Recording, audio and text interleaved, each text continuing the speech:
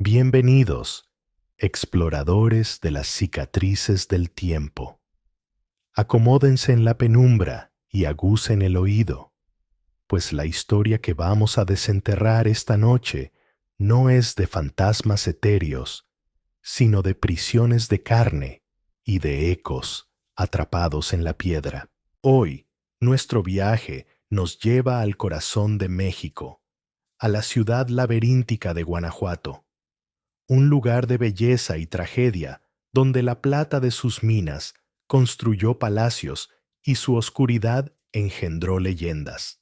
En las colinas que custodian la ciudad, carcomidas por siglos de minería, se alzan los restos de un edificio que los locales señalan con una mezcla de temor y curiosidad morbosa: el Orfanato de la Misericordia. Oficialmente, fue una obra de caridad de la opulenta era del Porfiriato, clausurado en 1910 debido a un supuesto brote de tuberculosis seguido de un derrumbe estructural por las inestables galerías mineras que socavan la región. Pero esa es la mentira que la historia se ha encargado de repetir. La verdad es infinitamente más aterradora. Hace apenas 3 años, un equipo de geofísicos de la Universidad de Guanajuato, realizando un estudio sobre la subsidencia del terreno, utilizó un georradar de última generación para mapear las cavidades subterráneas alrededor de las ruinas. Descubrieron una anomalía. Directamente debajo de lo que fue la capilla del orfanato, el radar reveló una cámara subterránea que no aparecía en ningún plano minero. Era una estructura deliberada, no una veta natural. La curiosidad científica venció a la burocracia.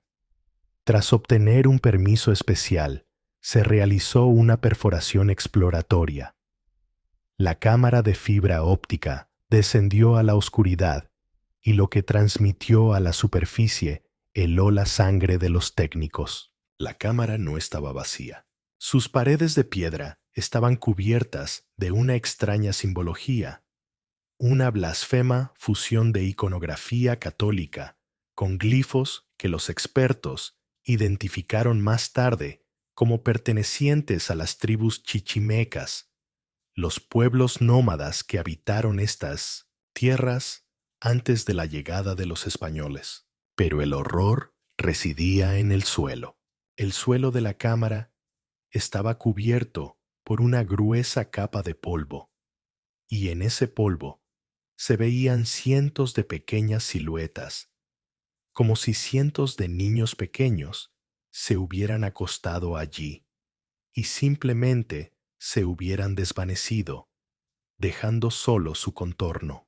No había huesos, no había restos, solo esas ausencias grabadas en el polvo del tiempo. El descubrimiento más inquietante, sin embargo, fue acústico. Los sensibles micrófonos enviados a la cámara captaron un sonido. No era el viento, era un susurro, un murmullo constante, polifónico, como el roce de hojas secas, que al ser analizado digitalmente reveló una estructura compleja. Eran fonemas humanos, fragmentos de palabras, sílabas de cientos de voces infantiles, hablando todas a la vez, creando una cacofonía indescifrable. El gobierno, alertado por la universidad, actuó con una celeridad aterradora. En una operación conjunta, con observadores discretos de la archidiócesis, el sitio fue declarado zona de inestabilidad geológica crítica. Se prohibió todo acceso y el pozo de exploración fue sellado con toneladas de hormigón.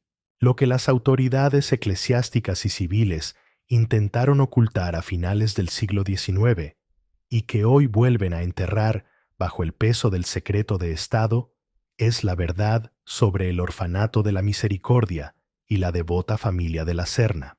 Es la historia de un lugar donde los niños no morían, sino que eran vaciados. Un lugar donde la inmortalidad se compraba con el silencio de un alma infantil, y donde los muros, hasta el día de hoy, sirven de prisión para el eco de sus voces robadas. Pero antes de adentrarnos en los callejones sombríos de Guanajuato a finales del siglo XIX, antes de que esos susurros infantiles comiencen a erizarles la piel, necesito hacer una pausa y dirigirme a ustedes, la comunidad que hace posible estas expediciones a las profundidades de lo prohibido. La historia que están a punto de escuchar es un descenso a la locura de la inmortalidad y a la perversión de la caridad. Para agradecerles su valentía al acompañarnos, los primeros 2000 exploradores de lo oculto que se suscriban a este canal y dejen un comentario con la palabra susurro, entrarán automáticamente en el sorteo de una réplica exacta de una de las llaves de hierro forjado del orfanato, una pieza recuperada de las ruinas, y que, según se dice, abría la puerta a las habitaciones más silenciosas. No dejen pasar la oportunidad. Suscríbanse ahora. Únanse a nuestra logia de historiadores de lo arcano y prepárense para escuchar. Ahora sí, apaguen las luces. La función de la memoria olvidada está por comenzar. Viajamos en el tiempo. Nos encontramos en la opulenta y contradictoria ciudad de Guanajuato, en el año de 1892. Es la cúspide del Porfiriato, el largo gobierno del presidente Porfirio Díaz, una era de orden y progreso que ha cubierto a México con una fina capa de modernidad y cultura europea, mientras que por debajo, la pobreza y la injusticia social hierven como un magma contenido. Guanajuato es la joya de esta era. Sus entrañas, ricas en plata y oro, han financiado la construcción de un esplendor casi irreal. Un magnífico teatro de estilo neoclásico, el Teatro Juárez, domina el centro. Palacios y casonas de fachadas de cantera verde y rosa, con elaborados balcones de hierro forjado, se apiñan en los estrechos confines de la cañada, trepando por las laderas de los cerros en un caótico y colorido despliegue de riqueza. Por sus calles empedradas circulan carruajes elegantes, y en sus plazas las damas de la alta sociedad pasean con vestidos y sombrillas importados de París. El aire es una mezcla embriagadora del polvo de las minas, la humedad que emana del río subterráneo, el perfume caro de las señoras y el olor a pólvora y sudor de los miles de mineros que viven y mueren en las profundidades de la tierra para sostener este espejismo de prosperidad. En la cima de esta pirámide social, tan respetados como el gobernador y tan venerados como el obispo, se encuentra la familia de la Serna. Son una de las estirpes más antiguas y ricas de la región. Su linaje se remonta a los primeros conquistadores que llegaron buscando plata, y su fortuna, amasada durante siglos de explotación minera, es legendaria. El patriarca, don Matías de la Serna, es un hombre que ya roza los 70 años, de figura encorvada y piel apergaminada, pero cuyos ojos, pequeños y negros como trozos de obsidiana, aún conservan una chispa de astucia y una voluntad de hierro. Su esposa, doña Elvira, es una matrona de una piedad tan intensa que raya en el fanatismo. Su vida es una sucesión de misas, obras de caridad y donaciones a la iglesia. Juntos, proyectan una imagen de virtud y benevolencia cristiana. Son los principales benefactores de la ciudad, los mecenas del arte sacro, los anfitriones de los eventos de caridad más importantes. Sin embargo, bajo esa fachada de devoción católica se esconde una raíz mucho más profunda y oscura. A diferencia de otras familias ricas que reniegan de su pasado, los de la Serna sienten un orgullo secreto y perverso por su arraigo a esa tierra. No se ven a sí mismos como españoles en México, sino como los verdaderos herederos de ese suelo, por encima de los conquistadores recién llegados y de los indígenas a los que desplazaron. En su biblioteca privada, junto a los misales y las vidas de santos, se encuentran libros prohibidos sobre la historia prehispánica de la región, estudios etnográficos sobre las creencias de los chichimecas, los pames y otros pueblos a los que los españoles llamaron bárbaros. Don Matías no siente curiosidad académica, siente una afinidad. Ve en la resistencia y en la magia salvaje de esos pueblos una fuerza que la fe católica, en su opinión, ha diluido. La obsesión central de la familia, el gusano que carcome su alma bajo la seda y el brocado, es la decadencia.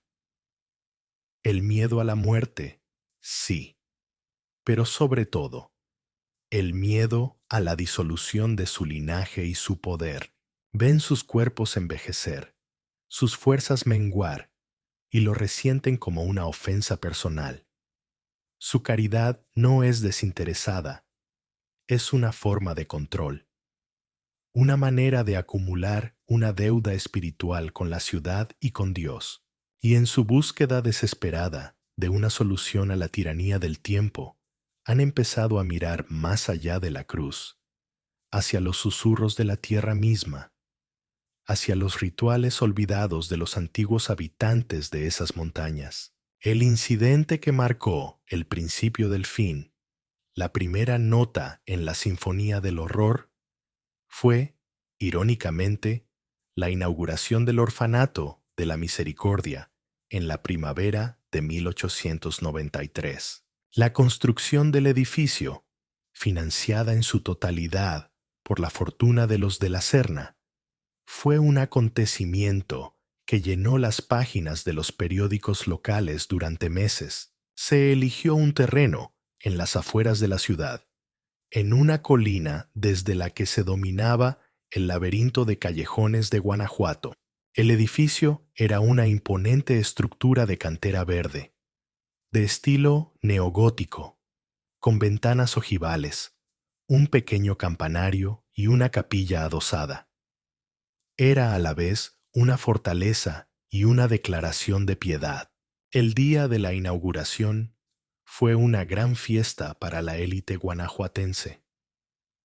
El gobernador del estado, el obispo de la diócesis y todas las familias importantes estuvieron presentes. Don Matías de la Serna, visiblemente frágil y apoyado en un bastón de empuñadura de plata, pronunció un discurso conmovedor sobre el deber cristiano de proteger a los desamparados, a los pequeños ángeles que Dios ha dejado sin rebaño. Doña Elvira, con el rostro velado y un enorme rosario de cuentas de azabache entre las manos, lloró de emoción. El obispo bendijo cada habitación del orfanato, rociando agua bendita sobre las camas recién hechas y los muros recién pintados. El evento fue un triunfo de relaciones públicas para la familia, consolidando su imagen de santos seculares. Una semana después, el orfanato recibió a su primer grupo de niños. Eran una veintena, huérfanos de mineros muertos en un derrumbe reciente, niños de entre 5 y 10 años, asustados, sucios, pero aún llenos de esa energía caótica y ruidosa de la infancia. Entre ellos había un niño de 8 años llamado Tadeo, un pequeño de ojos vivaces y una sonrisa fácil, que rápidamente se convirtió en el líder no oficial del grupo, organizando juegos en el patio y contando historias a los más pequeños por la noche. Los primeros meses transcurrieron con una normalidad ejemplar. El orfanato era un modelo de orden y limpieza. La directora, una viuda severa pero eficiente llamada Doña Inés, era una prima lejana de los de la Serna. Los niños estaban bien alimentados y recibían una educación rudimentaria. Entonces llegó el primer milagro. En el otoño, un brote de fiebre tifoidea asoló los barrios mineros de Guanajuato, llevándose por delante a docenas de niños. El pánico se apoderó de la ciudad, pero en el orfanato de la Misericordia, ni un solo niño enfermó, ni uno solo tuvo fiebre, ni uno solo se quejó de dolor. La noticia se extendió y fue aclamada como una prueba de la santidad del lugar, una intervención divina que protegía a los protegidos de los de la Serna. Doña Elvira organizó una misa de acción de gracias, pero poco después de este milagro, algo empezó a cambiar. El cambio comenzó con Tadeo. El niño vivaz y parlanchín empezó a apagarse. Primero dejó de organizar juegos. Luego, dejó de reír. Sus compañeros decían que a veces se quedaba quieto en medio del patio, con la mirada perdida en un punto invisible. Su voz se fue adelgazando, volviéndose un susurro, hasta que un día simplemente dejó de hablar. No parecía triste, ni enfermo, simplemente vacío. La directora lo atribuyó a una profunda melancolía, al trauma de su orfandad que finalmente lo alcanzaba. Lo aislaron en una habitación para que descansara, pero lo que nadie conectó, lo que nadie se atrevió a pensar, fue que, en esos mismos días, el decrépito don Matías de la Serna pareció experimentar su propio milagro. Su caminar se hizo más firme. El temblor de sus manos desapareció. Sus ojos negros recuperaron un brillo juvenil y depredador. Había vuelto a aparecer en público, con una vitalidad que asombró a todos. El primer ritual había sido un éxito. El alma de Tadeo, su chispa vital, había sido cosechada y transferida, no para curar una enfermedad, sino para rellenar el cascarón de un anciano. El niño no estaba enfermo. Había sido desalojado de su propio cuerpo, y su alma, arrancada y sin un lugar a donde ir, quedó atrapada en los muros de su nueva prisión, convirtiéndose en el primer susurro. Tras el silenciamiento de Tadeo, la extraña quietud comenzó a extenderse por el orfanato como una mancha de aceite. Uno a uno, otros niños siguieron el mismo patrón. Un niño que era conocido por su afición a cantar en el coro de la capilla, un día dejó de hacerlo. Una niña que llenaba cuadernos con dibujos de flores y animales, abandonó sus lápices. El proceso era gradual pero implacable. Primero perdían la risa, luego la voz, luego la chispa en sus ojos, hasta convertirse en pequeñas figuras silenciosas y dóciles que se movían por los pasillos y el patio con una lentitud mecánica, como autómatas de carne y hueso. El orfanato de la Misericordia, que debería haber sido un lugar de bullicio infantil, adquirió una atmósfera de quietud monacal, una paz antinatural y profundamente perturbadora. Los visitantes, al principio, elogiaban la increíble disciplina de los niños. Parecen angelitos, decían, sin darse cuenta de la literalidad vacía de sus palabras. Pero con el tiempo, incluso los más obtusos comenzaron a sentir una incomodidad visceral. La ausencia total de llantos, de peleas, de gritos de alegría, era más inquietante que el caos.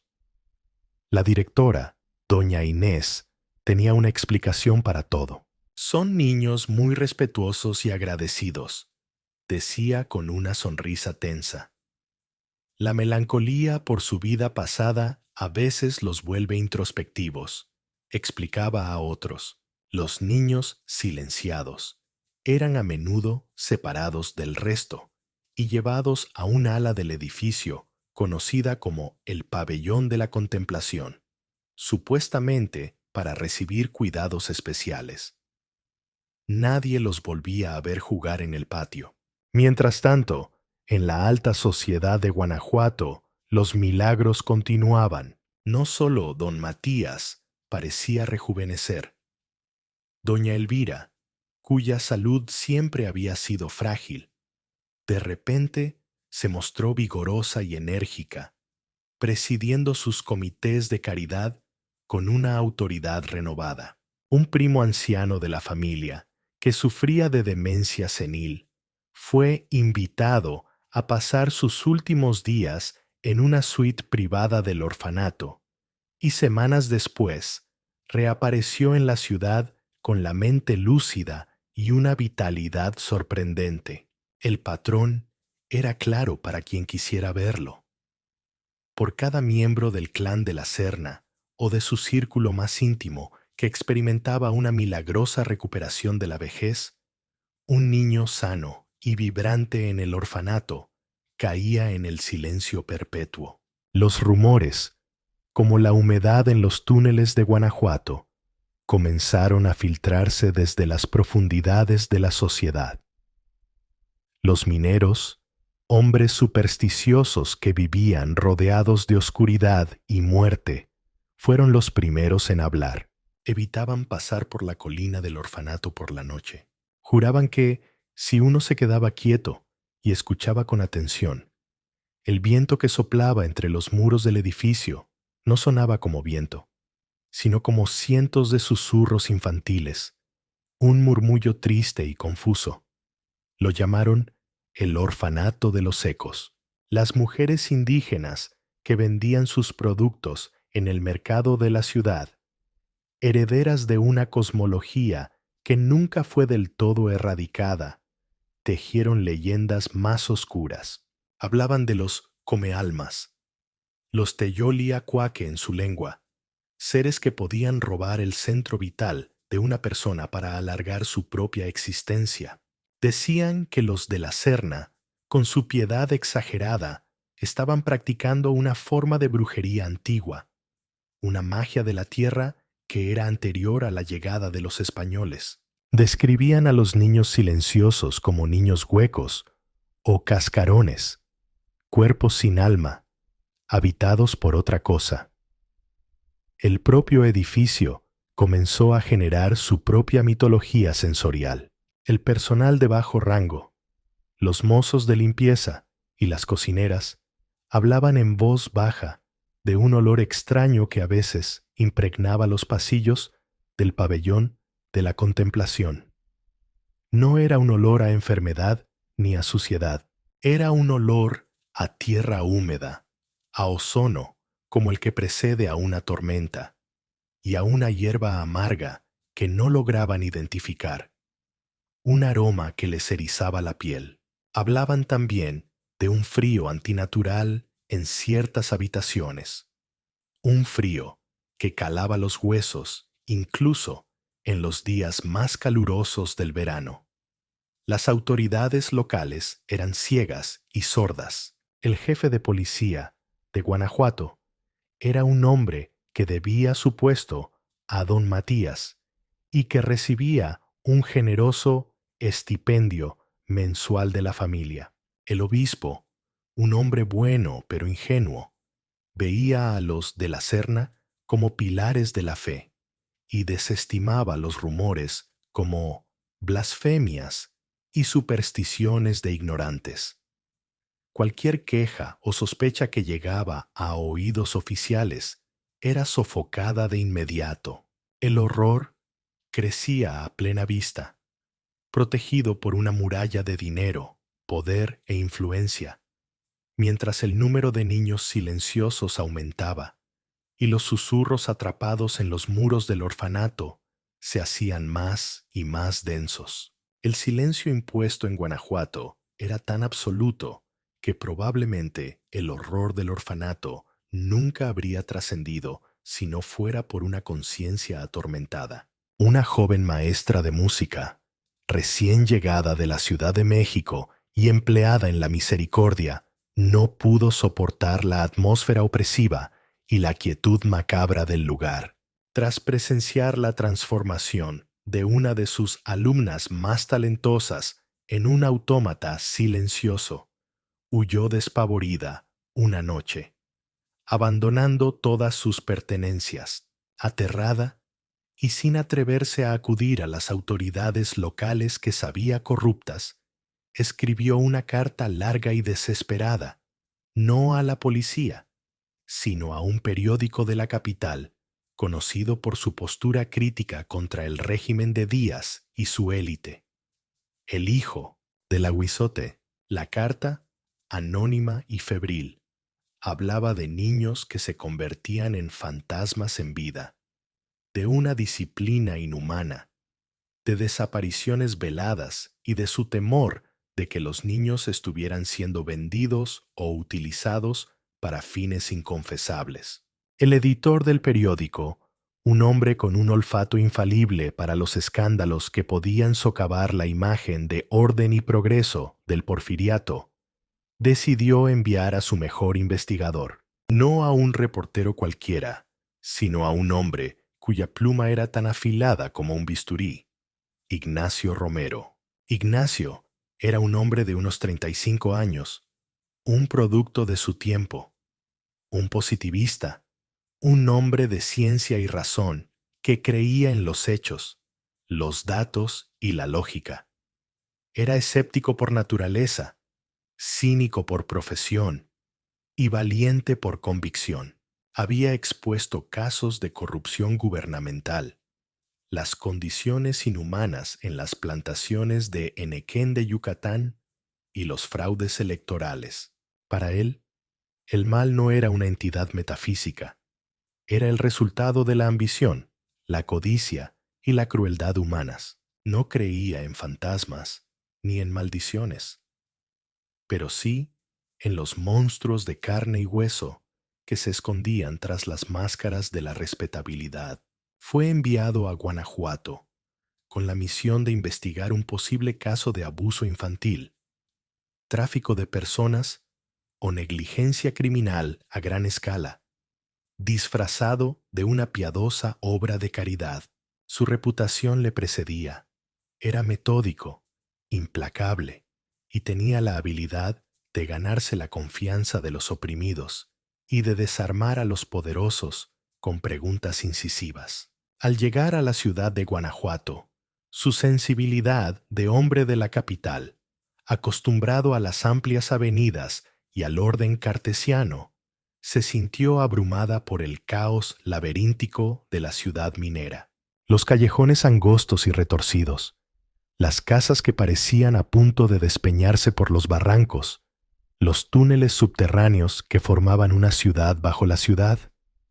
Todo le pareció un escenario perfecto para ocultar los secretos más oscuros. No sabía hasta qué punto estaba en lo cierto.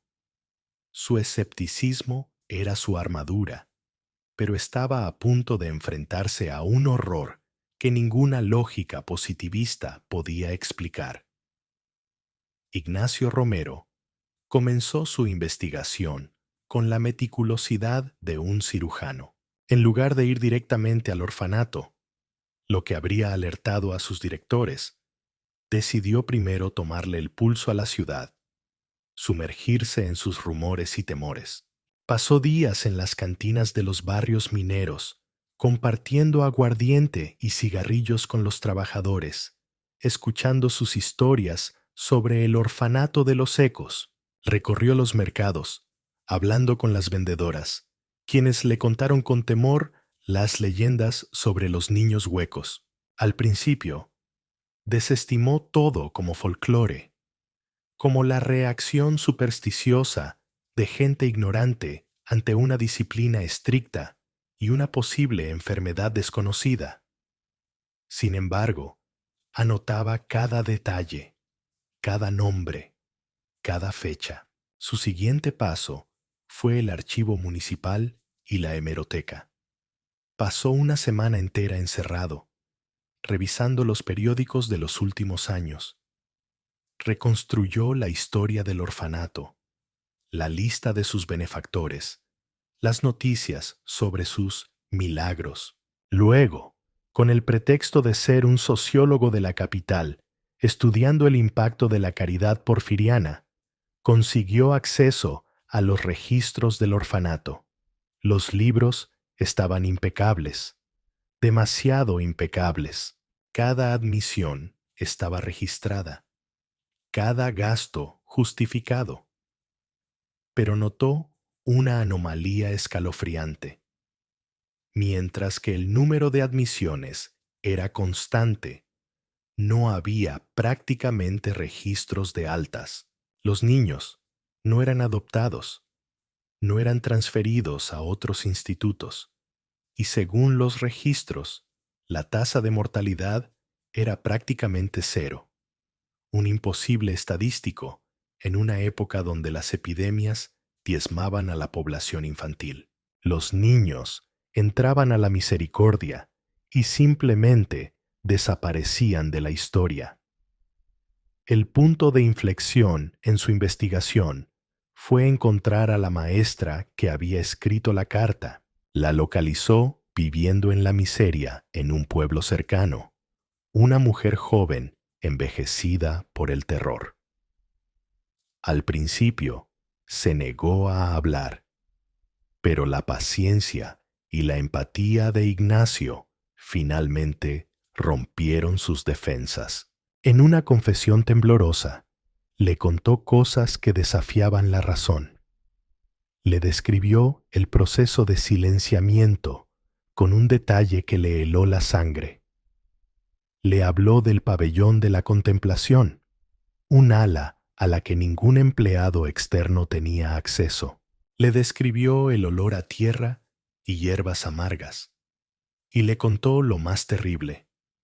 Una noche, incapaz de dormir, había seguido a doña Inés y a dos hombres corpulentos que llevaban a uno de los niños recién silenciados hacia la capilla. No entraron a rezar. Vio cómo movían el pesado altar de piedra, revelando una trampilla en el suelo que llevaba a las profundidades. Con esta información, Ignacio supo que el secreto no estaba en los libros de contabilidad, sino bajo tierra. Su investigación dio un giro hacia lo histórico. Empezó a estudiar a la familia de la Serna. Descubrió que el terreno sobre el que se construyó el orfanato había pertenecido a la familia desde el siglo XVI y que, según antiguas leyendas locales, era un lugar considerado sagrado por los chichimecas, un lugar de poder donde se decía que la frontera entre el mundo de los vivos y el de los espíritus era más delgada. En los archivos de la diócesis, oculto en un legajo de documentos sobre la evangelización de los bárbaros, encontró su pieza clave, el diario de un fraile franciscano del siglo XVII, un antepasado directo de los de la Serna, llamado Fray Gaspar de 1900. La Serna, Fray Gaspar, en lugar de extirpar las creencias paganas, se había obsesionado con ellas. Su diario, escrito en un latín mezclado con términos chichimecas, describía con fascinación un ritual prohibido que, según él, los chamanes de la región practicaban. No era un ritual para hablar con los muertos, sino para robar la vida. El ritual permitía a un alma fuerte y vieja desalojar a un alma débil y joven de su cuerpo, ocupando su lugar. El proceso, sin embargo, era imperfecto. El alma desalojada, arrancada de su anclaje físico, no podía viajar al más allá. Quedaba atrapada, anclada al lugar del ritual, convertida en un eco, un susurro. El diario describía el ritual en detalle. Requería un lugar de poder específico, una alineación astronómica, el uso de ciertas plantas psicotrópicas y, lo más importante, un objeto focalizador, una piedra de obsidiana pulida que llamaban el corazón de la noche. Fue entonces cuando Ignacio Romero tuvo su momento de revelación, un instante de claridad tan absoluto como aterrador. El escepticismo se hizo añicos, reemplazado por un horror cósmico. No se enfrentaba a traficantes de niños, ni a simples asesinos. Se enfrentaba a una familia de parásitos inmortales, a ladrones de almas que habían perfeccionado una abominación ancestral. Los niños no estaban muertos, estaban en algo peor que la muerte. Eran prisioneros en su propia casa, sus voces robadas para siempre. El orfanato era una granja, una cosecha de cuerpos jóvenes, y los susurros de los que hablaban los mineros no eran una leyenda, eran reales, eran las voces de cientos de niños atrapados. Miró el calendario. Según los cálculos astronómicos del diario de Fray Gaspar, la próxima alineación propicia para el ritual sería en 2 noches, durante la luna nueva. El tiempo se había agotado. Ignacio sabía que no tenía tiempo para buscar ayuda. Nadie le creería y solo alertaría a los de la Serna. Estaba solo contra un mal que había perdurado por generaciones. La noche de la luna nueva, una oscuridad densa y sin estrellas envolvió Guanajuato. Vestido de negro, Ignacio se dirigió a la colina del orfanato. Evitó la entrada principal y, usando la información del diario de Fray Gaspar y sus propias observaciones, localizó la entrada secreta a las galerías mineras. Un viejo respiradero de una mina abandonada, oculto entre la maleza, a unos 100 metros de Mientusané, los muros del orfanato. Armado con una lámpara de aceite, una pistola que apenas sabía usar y un valor nacido de la desesperación, se adentró en las entrañas de la tierra. Los túneles eran un laberinto opresivo. El aire era frío y olía a humedad y a metal. Tras casi 1 hora de búsqueda, encontró lo que buscaba. Una galería que, en lugar de seguir la veta de plata, había sido deliberadamente ensanchada y apuntalada. En sus paredes, vio los mismos símbolos que la maestra le había descrito, una mezcla profana de cruces y glifos paganos. Siguió el túnel hasta que la luz de su lámpara iluminó una cámara circular. Era la cripta bajo la capilla. En el centro, sobre un altar de piedra toscamente labrada, yacía una niña pequeña, una de las últimas en llegar al orfanato, sumida en un sueño profundo inducido por alguna droga. Alrededor del altar se encontraban los miembros del clan de la Serna, don Matías y doña Elvira, que ya no parecían ancianos, sino seres de una edad indefinible, vestidos con túnicas ceremoniales. Junto a ellos, su prima, la directora doña Inés, y otros 2 miembros de la familia, visiblemente enfermos y decrépitos, esperando su turno para el rejuvenecimiento. Sobre el pecho de la niña, brillando con una luz oscura bajo la lámpara de Ignacio, estaba la piedra de obsidiana, el corazón de la noche. La familia estaba en medio de un cántico bajo y gutural, una letanía en una lengua que no era ni latín ni español. La aparición de Ignacio rompió el ritual. Don Matías se giró, y en sus ojos no hubo sorpresa, sino una furia fría y antigua. El periodista. Su curiosidad ha sellado su destino. Ha llegado a tiempo para ser testigo de nuestra gloria y luego para unirse al coro de los muros. Ignacio levantó la pistola, aunque sus manos temblaban. Detengan esta monstruosidad. Lo que hacen es un pecado contra Dios y contra la humanidad. Doña Elvira soltó una risa que sonó como el crujido de hojas secas. Dios, el Dios de los débiles, el que nos condena a la putrefacción y al olvido. Nosotros hemos encontrado un Dios más antiguo, un Dios que reside en la tierra, en la sangre, en la voluntad.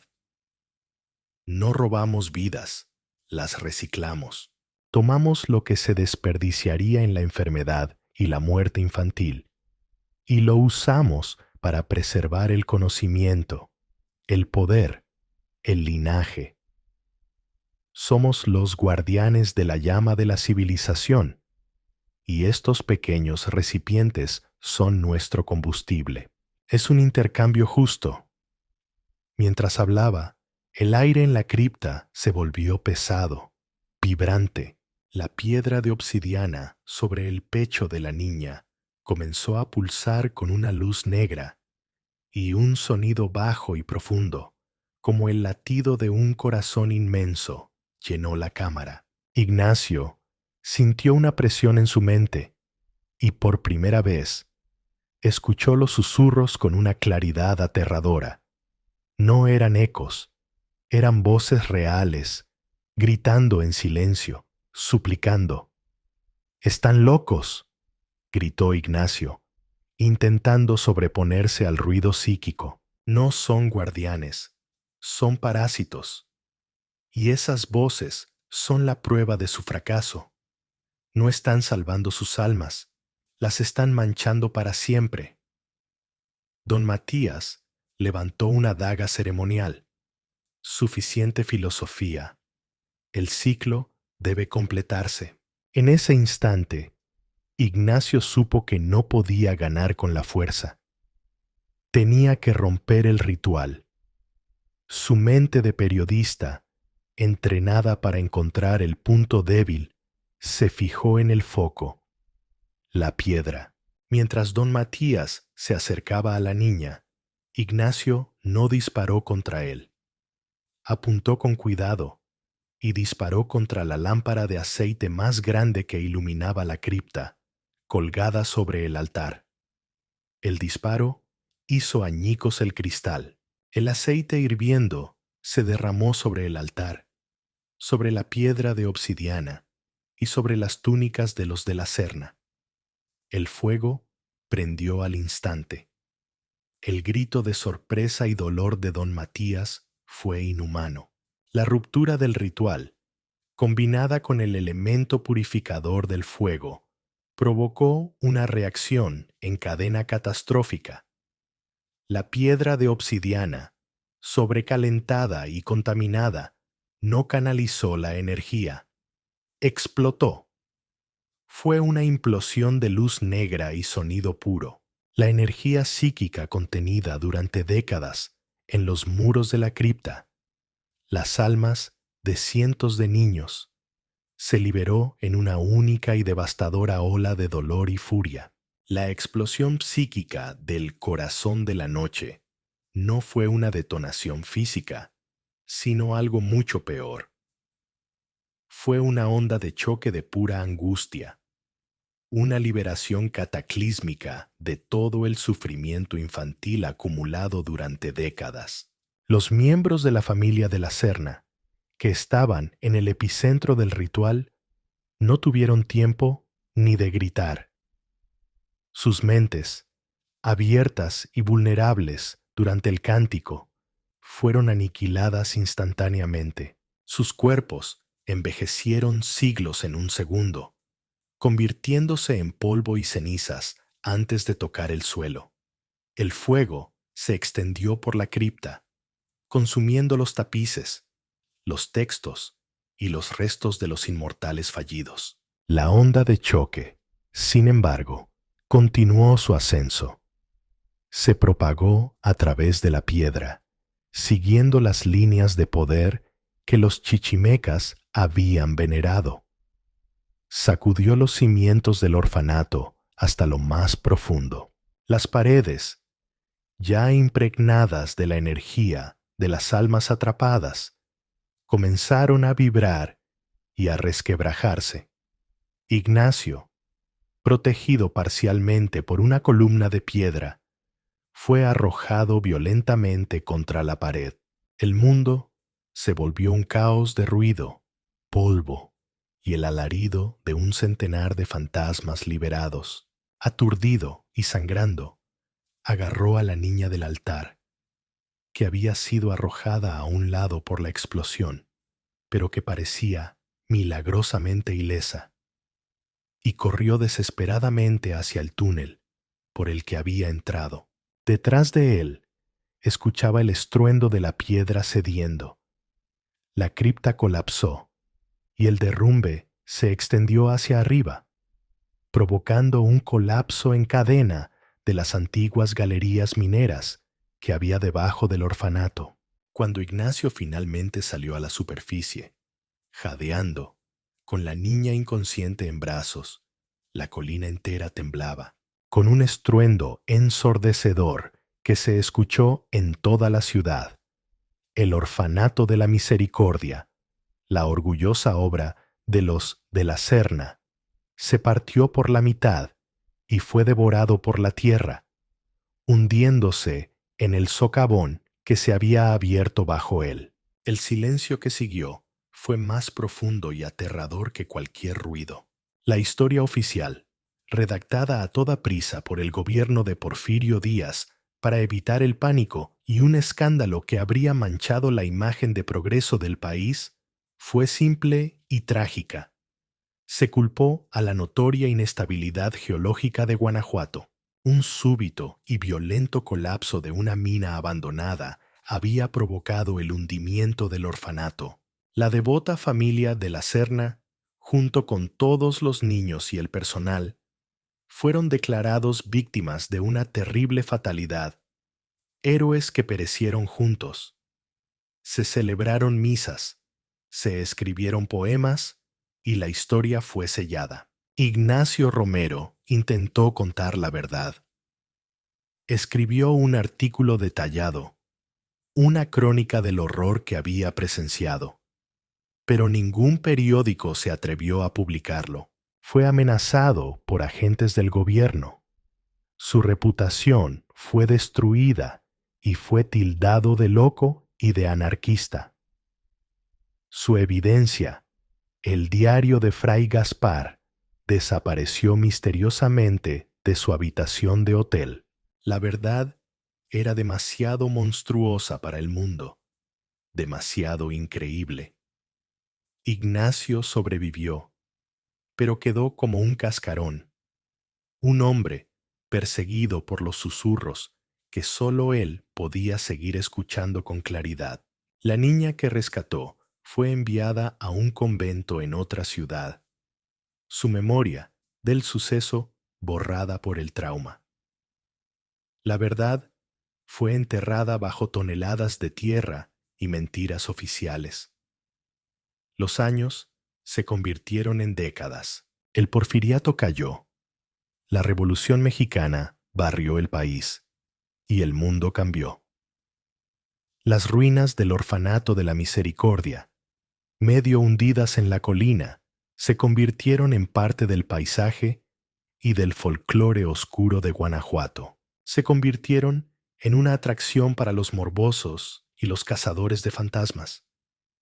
La gente contaba historias de que se escuchaban llantos y susurros por la noche, atribuyéndolos a los fantasmas de los niños que murieron en el trágico accidente. La leyenda popular, como a menudo sucede, era un pálido reflejo del horror cósmico que realmente había ocurrido. El verdadero secreto de los ladrones de almas fue olvidado, convirtiéndose en un cuento de fantasmas más. Pero el mal de los de la Serna, una ambición tan fundamental como el deseo de vivir, no se extinguió por completo. No todos los miembros del clan estaban en la cripta esa noche. Un sobrino nieto de don Matías, un joven que había sido enviado a estudiar finanzas a Inglaterra y que no compartía la fe de su familia en los rituales, pero sí su ambición por el poder, sobrevivió. Años después, tras la revolución, regresó discretamente a México. No buscaba venganza, sino respuestas. Explorando las ruinas de la casa familiar, encontró una cámara secreta que el fuego y el tiempo habían respetado.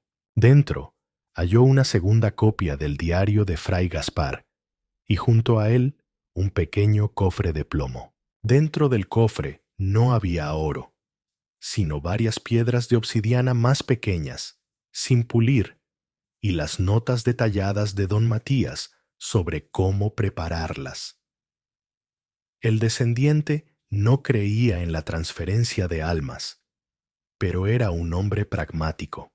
Vio en el ritual no una vía hacia la inmortalidad, sino una posible fuente de energía, una forma de extraer la vitalidad de otros. ¿Qué pasaría si el ritual no se usara para un intercambio completo, sino para un drenaje sutil y prolongado? Llevó los diarios y las piedras a Europa, donde la ciencia del siglo XX ofrecía nuevas y aterradoras posibilidades. La historia del orfanato de los susurros no ha terminado. Simplemente ha entrado en una nueva fase, más silenciosa y científica. Y uno se pregunta, ¿cuántas instituciones modernas, cuántas clínicas de rejuvenecimiento exclusivas o sectas de autoayuda que prometen vitalidad eterna no son más que una versión moderna y sofisticada de la abominación de los de la Serna? Si esta historia te ha perturbado tanto como a nosotros, si los susurros de Guanajuato han encontrado un eco en tu alma, compártela con alguien que ame los misterios que la historia oficial ha intentado enterrar. Dale like para apoyar nuestro contenido y no olvides suscribirte. Nos vemos en el próximo video, donde descubriremos juntos otro secreto que las autoridades han intentado mantener oculto por siglos.